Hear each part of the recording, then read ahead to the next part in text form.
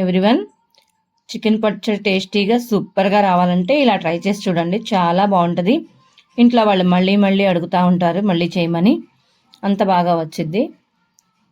మీరు అనుకోవచ్చు blood flu ఉంది కదా, ఎట్లా చికెన్ పచ్చడి పద్దాల చేస్తున్నారని చెప్పి. మా వైపు అదేమీ లేదు, బాగానే ఉందండి. ఏంటంటే చికెన్ పచ్చడి పద్దాలు ఎందుకు చేస్తున్నానంటే మా ఇంట్లోకి కాదు, ఇది ఆర్డర్ ఇచ్చారు. ఫస్ట్ మా ఫ్రెండ్ కోసం చేశాను. అట్లా ఇంట్లో చేసుకుంటా ఉంటాం పద్దాకలా. వేరే వాళ్ళు మేము చేసేటప్పుడు చూసి మాకు కూడా 1 కేజీ చేసి ఇమ్మని అడిగారు. వాళ్ళకి చేసి ఇచ్చాను. అది తిని వాళ్ళు ఇంకా టేస్ట్ చాలా బాగుంది, మా అబ్బాయికి కూడా పంపిస్తాం బెంగళూరు, మళ్ళీ చేసి ఇమ్మని అడిగారు నన్ను. అందుకోసమని చేస్తున్నాను. ఈసారి 2 కేజీలు చికెన్ తీసుకొని పచ్చడి చేస్తున్నాను. వాళ్ళ కోసం అండి, మా కోసం అయితే కాదు.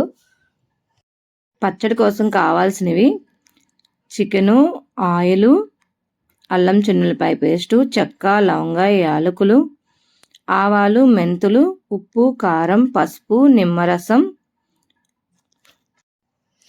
మీరు ఎవరైనా కొత్తగా మా ఛానల్ చూస్తున్నట్టయితే లైక్ చేయండి, షేర్ చేయండి, కామెంట్ చేసి ప్లీజ్ మా వీడియో సబ్స్క్రైబ్ చేసుకోండి.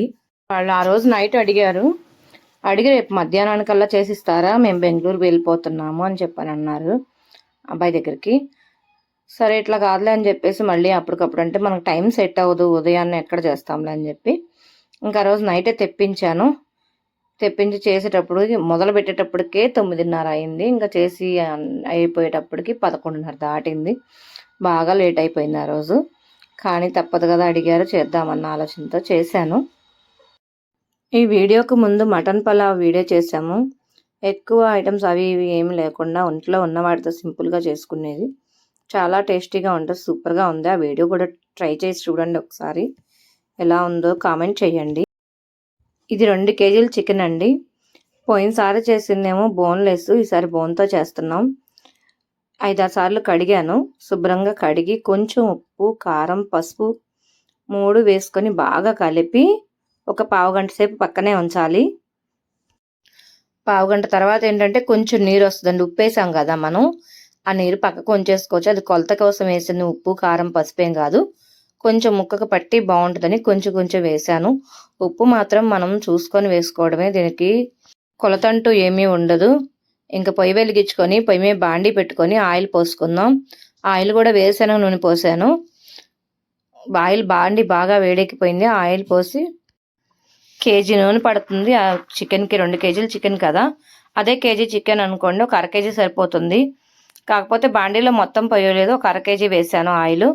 ఈ మొత్తం వేగినాక మనం విడిగా కలుపుకునేటప్పుడు అప్పుడు ఆయిల్ పోసుకోవచ్చు కదా అని, మళ్ళీ బాండీలో కూడా ఆయిల్ ఉంటుంది మనకి, మొత్తం ఏమైపోదు.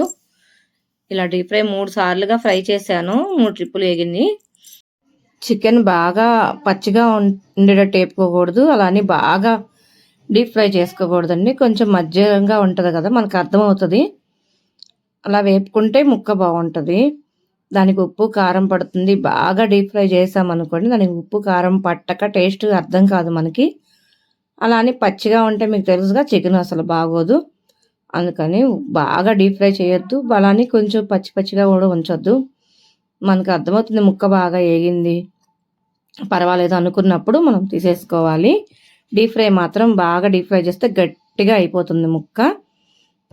దీంట్లోకి కొలతలు ఎలా అంటే, ఇప్పుడు ఇది వేగిపోయినాక మనం కొంచెం కారం వేసాం కదా, ఒక 1 గిద్ద కారం వేసి ఉంటాను దాంట్లో. తర్వాత 2 గిద్దల కారం పట్టింది. ఉప్పు చెప్పాను కదండి ఇందాక వీడియోలోనే, ఉప్పు చూసుకొని మనం ఎంత పడుతుందో అంత వేసుకోవాలి. ఎందుకంటే ముక్కలు కొలత ఏం చెయ్యం కదా, డబ్బాతో కొలవం కదా, మనకి ఉప్పు అర్థం కాదు, దానికోసమని. ఆవాలు మెంతులు అయితే ఒక 50 గ్రాములు, 2 కలిపి 50 గ్రాములు వేసుకోవాలి. ధనియాలు కూడా అంతేనండి, 50 గ్రాముల్లో సగం వేసుకుంటే సరిపోతాయి. ఏంటంటే చెక్క లవంగ యాలకులు ఏంటంటే మనం 2 కేజీలు చికెన్కి ఎంత అయితే వేసుకుంటామో కూరకైతే అలా చూసుకొని వేసుకోవడమే చెక్క లవంగ యాలకులు. ఇంకా నిమ్మరసం పడుతుంది. నిమ్మరసం ఏంటంటే మనం పెద్ద కాయలు అయితే కనుక ఒక 4 వేసుకుంటాం, 4 అయితే సరిపోతుంది.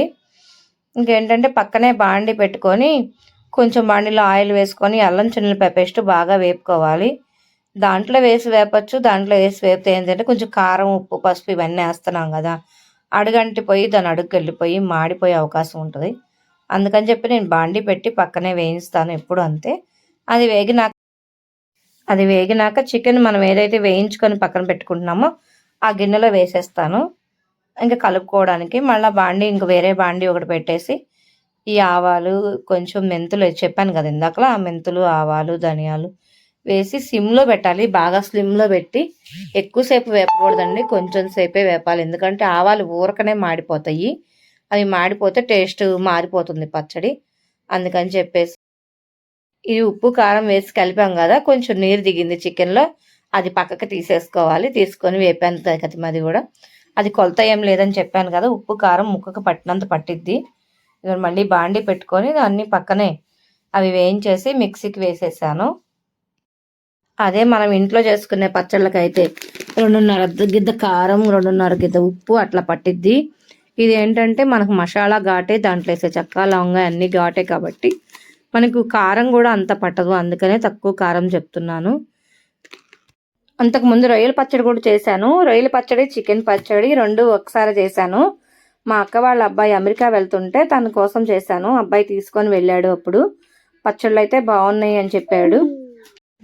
అబ్బాయి మళ్ళీ ఫోన్ చేశాడు, ఈసారి పచ్చడి పడితే పంపించు, రొయ్యల పచ్చడి, చికెన్ పచ్చడి అని అడిగాడు. ఈసారి చేస్తే మళ్ళీ నేను వీడియో తీసి పెడతాను. అప్పుడు చేసినప్పుడు ఏంటంటే కుదరలేదు వీడియో తీయటం. ఏంటంటే ఎవరన్నా ఉంటే నాతో పాటు వాళ్ళు తీయటానికి కుదురుతుంది. నేను ఒక్కదాన్నే చేస్తా వీడియో తీయాలంటే కొంచెం కష్టం అవుతుంది. అందువల్ల చేయలేదు. మా ఛానల్ వాచ్ చేయండి. వాచ్ చేస్తున్న వాళ్ళందరికీ థ్యాంక్స్. కొత్తగా ఎవరైనా ఛానల్ చూస్తున్నట్టయితే ప్లీజ్ సబ్స్క్రైబ్ చేసుకోండి. లైక్ మీకు ఇందాక చెప్పాను కదా, అదే బాండీలో అల్లం చిల్లిపాయ పేస్ట్ వేపుకోవచ్చు. కొంచెం అడుగు ఉంటిపోతుంది. అందుకని చెప్పేసి వేపను. పక్కనే బాండీ పెట్టి కొంచెం ఆయిల్ పోసుకున్నాను. ఆయిల్ పోసుకొని 4 స్పూన్లు అల్లం చిల్లిపాయ పేస్ట్ వేసుకోవాలి. వేసుకొని ఇది ఎర్రగా గోల్డ్ కలర్ వచ్చే వరకు వేయించుకోవాలి. మరీ ఎర్రగా వేయకుండా గోల్డ్ కలర్ వచ్చేంత వరకు వేపుకుంటే సరిపోతుంది. బాండీ హైలో పెట్టుకోకుండా సిమ్లోనే, అంటే ఆయిల్ కొంచెం వేడైనాకే వేయాలి. ఒకేసారి వేడి మీద వేస్తే తొందరగా మాడిపోయేటట్టు ఎర్రగా వచ్చేసిద్ది, బాగా కాలిపోయినట్టు. అందుకని చెప్పి కొద్దిగా ఆయిల్ వేసి వేడెక్కి వేయంగానే వేసాను అల్లం పేస్టు. చూస్తున్నారు కదా, ఇప్పుడు ఇదంతా వేగిపోయింది. మొత్తం తీసేసి గిన్నెలో వేసుకుంటున్నాను. ఇది కూడా గోల్డ్ కలర్ వచ్చేంత వరకు వేపుతున్నాను. చూడండి, ఇలా లైట్గా గోల్డ్ కలర్ వచ్చింది. పచ్చడి అయితే రెడీ అయిపోయినట్టే. మొత్తం వేసి కలిపేసుకున్నాను. దాంట్లో వేసి ఇదిగో చూడండి, పచ్చడి అయితే ఫుల్ రెడ్ కలర్, చాలా బాగుంది. చూస్తుంటేనే చాలా బాగుంది. కలర్ అయితే సూపర్గా వచ్చింది. చూడండి. బాయ్.